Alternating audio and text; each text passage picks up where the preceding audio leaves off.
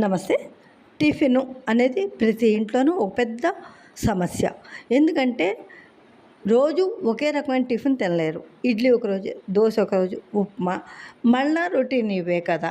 కాకపోతే ఇప్పుడు సేమియా ఉప్మా, ఏదైనా ఉప్మావే.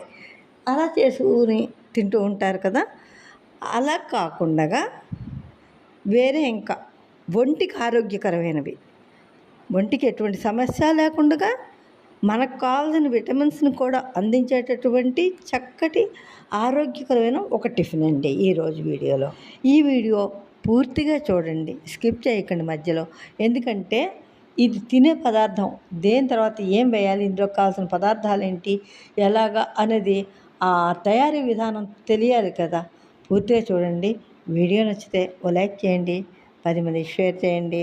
అలాగే ఇప్పటి వరకు వీడియో చూసి సబ్స్క్రైబ్ చేయని వాళ్ళు ఉంటే ప్లీజ్ సబ్స్క్రైబ్. ప్రతి ఒక్కరూ తినగలిగేది, చక్కగా సున్నితంగా ఉంటాయండి అట్లు కూడాను. ఈ అట్లుకి ఏమేమి కావాలి, ఎలా పోయాలి అనేది ఈరోజు వీడియో అండి. ముందుగా మన ఇంట్లో నేనైతే చిన్న టీ గ్లాస్ తోటి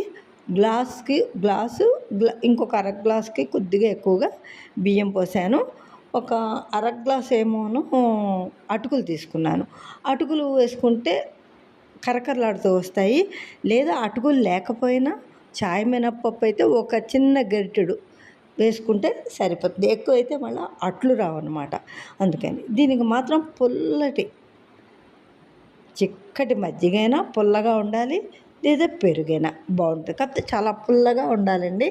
అసలు ముఖ్యంగా దీనివల్ల మన ఒంటికి B12 బాగా సమకూరుతుందండి.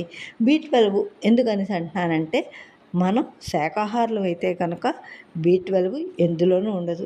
కాస్త కోస్త ఉంటే మజ్జిగలోనే, అది కూడా పులిసిన మజ్జిగ అయితేనండి. చప్పటి మజ్జిగ అనుకుని అప్పటికప్పుడు తోడు పెట్టుకుని వేసుకుంటారు, కానీ అది దానికన్నా కూడా కొంచెం పులిసి ఉన్న పెరుగు మజ్జిగ చాలా మంచిది. ఇది ఎక్కువగా చాలా వస్తువులు చేసుకోవచ్చునండి. పెరుగు ఉండాలే కానీ అన్నీ రుచికరమైనవి, ఆరోగ్యకరమైనవి. అటువంటి ఐటమ్ ఇవాళ మనం మజ్జిగ అట్లు, వీటినే చల్లట్లు అని కూడా అంటారు. చల్ల అంటే మజ్జిగ. అటువంటి అట్లు తయారీ అండి. ఇక ఈ బియ్యం ఎన్ని కావాలి, దీనికి కావాల్సినటువంటి కొలతలు, ఎంతమంది ఉంటే ఎంత పోసుకోవచ్చును అనేదేనండి. మేము ఇద్దరమే ఉన్నాము ఇంట్లోనూ. అందుకని నేను గ్లాసున్నర బియ్యం, అర గ్లాసు అటుకులు తీసుకున్నాను. అటుకులు కనుక అదే మినప్పప్పు వేస్తే 2 గ్లాసులు పూర్తిగా బియ్యం పోసి ఒక చిన్న గరిటెడు మినప్పప్పు వేయండి, సరిపోతుంది.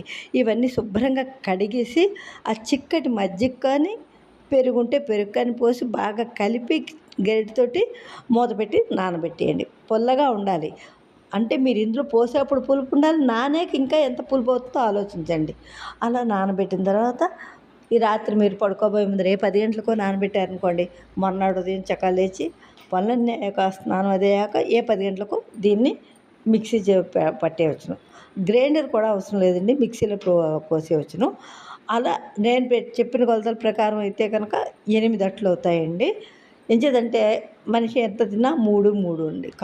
కాకపోతే తినేవాళ్ళ ఈ రుచికి ఒక్కొక్కసారి తింటే 5, 6 కూడా అడిగి తినేస్తారండోయ్. అది చూసుకోండి మీరు. అటువంటి ఈ అట్లు నేను చెప్పిన కొలతలు ఇద్దరికి సరిపోతాయండి. నేను వీడియోలో చూపించింది. మొన్నటి ఉదయం లేచి 10 గంటల మిక్సీ పట్టేసి దాన్ని చక్కగా ఇంత ఉప్పేసి, మీకు ఇష్టమైతే పచ్చిమిరపకాయలు కూడా కందామందా ఆడిసి అందులో వేసేయండి, చాలా బాగుంటుంది. ఇంకా జీలకర్ర ఏమీ అక్కర్లేదు, ఉప్పు వేసుకోండి, పక్కన పెట్టేయండి.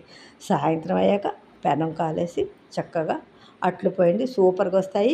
ఇందులో చట్నీ కూడా లేదండి, ఆవకాయ, మాగాయి ఇలాంటివి ఏమున్నా నంచుకుని తినచ్చునండి.